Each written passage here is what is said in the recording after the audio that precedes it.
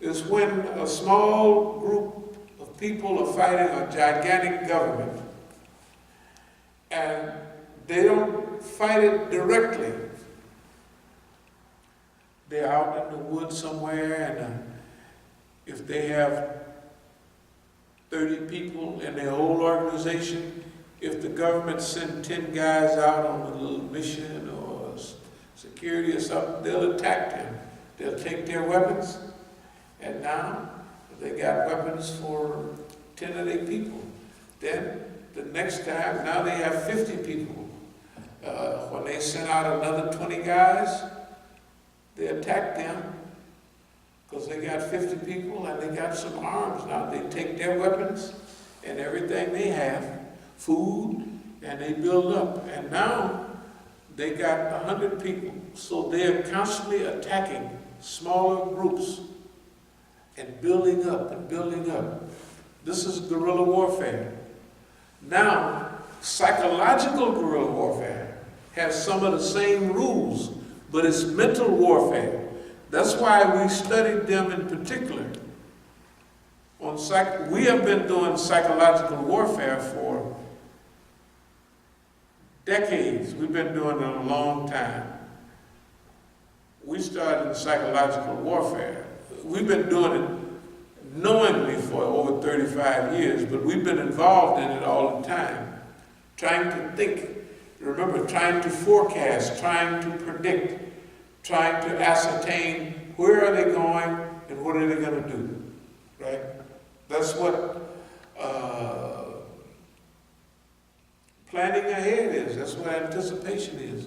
Remember, we did some talks on anticipation. As-Sabiqun means to anticipate, to go out front, to go out ahead before anybody else. Okay, so what are they going to do with us? Well, we have an idea, pretty good. Target America, terrorism in the U.S. today. This is called Target America. This is a book. I didn't read the whole book, but somebody sent me the front of the book, and they sent me a couple. This is Yusuf Boski, though. Yusuf Boski definitely worked with the Congress and the Senate. Now, all of the last references are 1993. So that means this book came out in 93 or 94. What's interesting to us is that I may not have even, I don't even have a copy of it, but it has, I left one of the page with our name on it. It has Imam abdul-Alim Musa is a representative of the so-called movement in America, and it's all about terrorism in the U.S. That's 1993. So, Target America, they're gonna fix you up. So they're preparing the world against us publicly in 1993. Before that, really. Wait. So now, what's Imam Musa doing? The College of Strategic and Islamic Studies will give hands-on experience on how to make U.S. agents and collaborators expose themselves. Mukhtar, Khadija, Abdul Malik, all the people out there and most of the people here expose themselves. I didn't do nothing to them. They came out, and you notice in recent months, the stuff they say is totally insane. The stuff they said at first, if you didn't know any better, it might be possible. I could be stealing money from them, unless you ask anybody. First thing is, you can't ask anybody anything. The people that believe these people cannot do any research at all. But okay, you got to remember, if the real movement has been suppressed, and everybody in Masjid Muhammad, in Oakland, and Masjid, same thing, all of the Masjid then the imams are controlled by the government, right? Then when Mukhtar and them come out with something, they will spread the rumor. Imam Musa is finished, man. Mukhtar took over the Masjid. And what do? I leave Oakland and let them stay there. Why? Psychological guerrilla warfare. They are being entrapped and drug in. And I've written about it all the time, about certain tactics, draw them in deep. And I give khutbahs on it. Khalid ibn Walid, some of the great soldiers of Islam, they would be pretending to fight the guys a little bit, then they would retreat. And they would be running, and hightailing it out of there.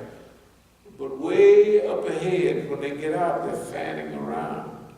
They're going out like this. People are steady coming out. Pretty soon, they got the dumb enemy surrounded. This is a regular tactic. Oh my God. And you break out and run.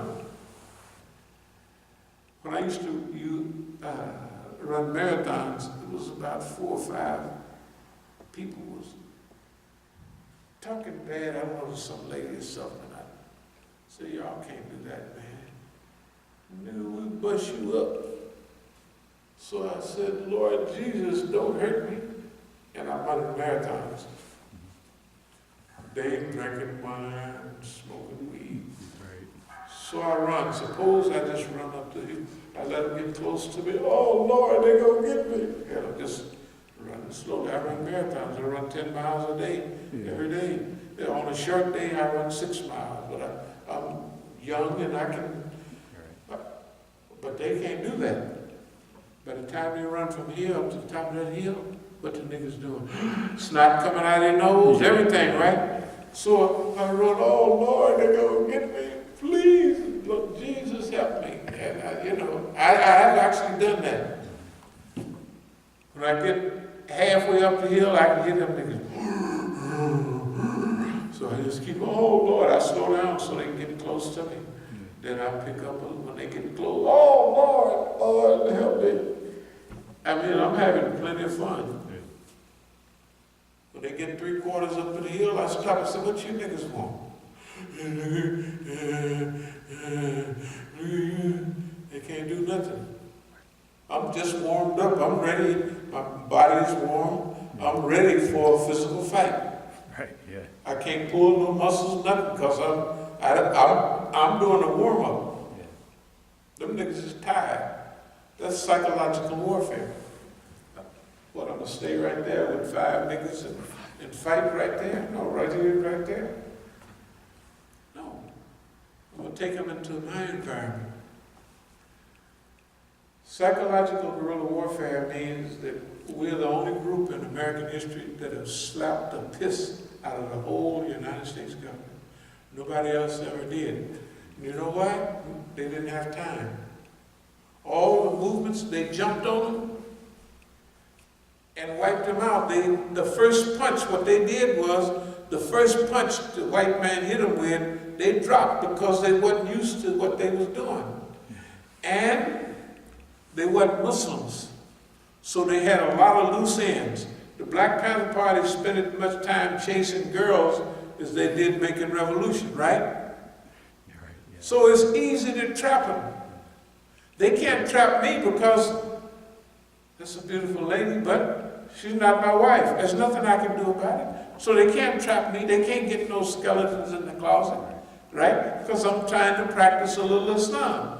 Therefore, everything bounces off. They've been doing that so much that it just, you have to tell them, don't bring any. I tell them sometimes, I don't want to see no more yellow girls around here, because they think niggas in my generation like yellow girls, which they're not wrong or anything, but you can't use no honey to trap no nigga that's practicing Islam.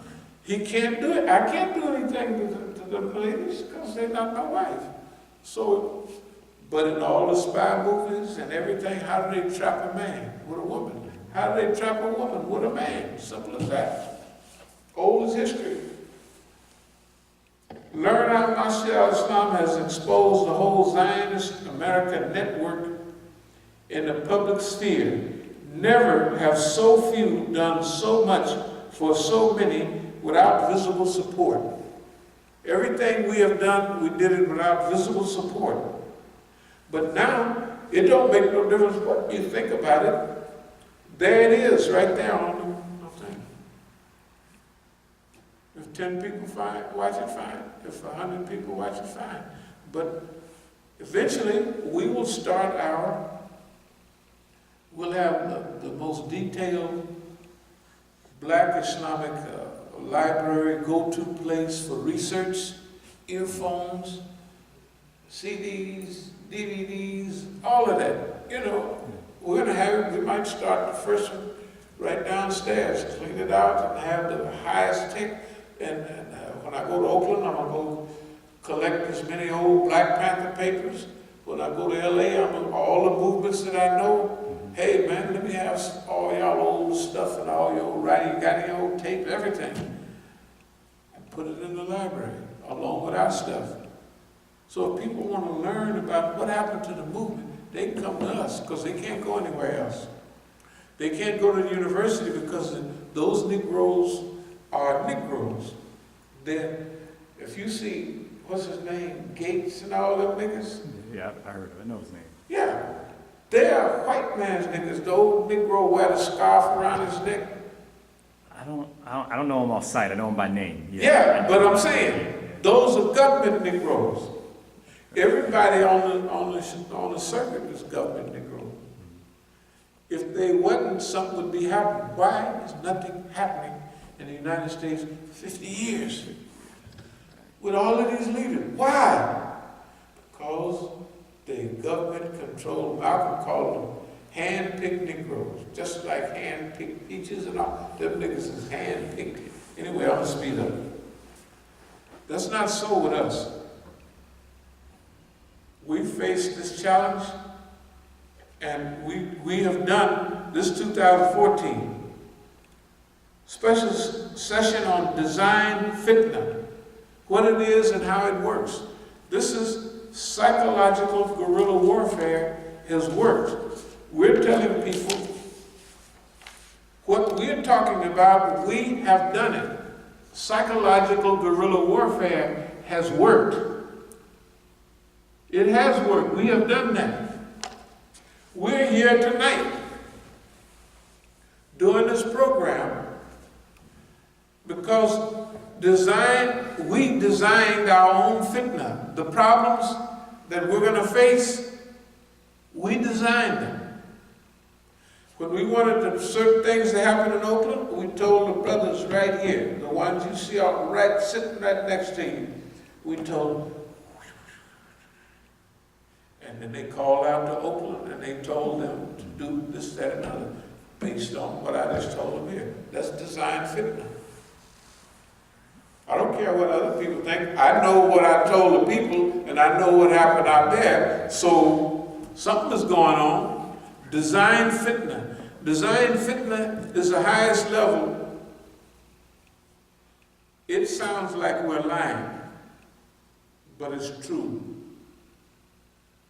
Design fitna, you can read about it. What are the Zionists? Here's what they say. You can type in my name, Abdul-Alim Musa, and you can get a lot of this right there. Wikipedia and other stuff. Yeah, you got a Wikipedia page. But what does it say? It says, Imam Musa, the radicals tried to stretch out or expand, talking about us. You see how few people watch our stuff. But Steve Emerson and all them guys, Abe Foxman, 300,000 people hit their websites. 300,000, 500,000, unlimited. So what do? Islamic Institute for Counter-Zionist American Psychological Warfare calls them out. Just the name, Islamic Institute for Counter-Zionist American Psychological Warfare, runs them crazy. So what do? They take our flyers as written and put them on their website. Just what that man said. All of a sudden, 500,000 people have seen our flyer. And they describe sometimes they put the flyer exactly as written. Okay, that's psychological guerrilla warfare to the umpteenth time. What does that mean? It's like walking up to a police that's meant to blow your head off and you tell him, hey man, pull out your gun. He pulled out his gun, he said, now put it up to your head. Put it up to his head. Now let's pull the trigger and he blows his brains out. That's what we did to the white folks.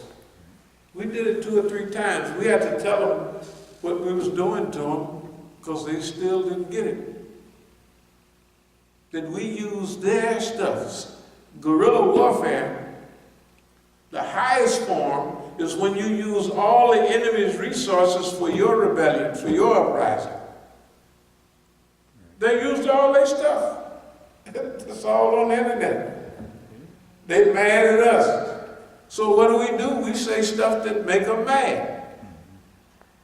And if 25% of the people that look at their website, the one on terrorism and all of that, that means 100,000 Muslims saw our stuff.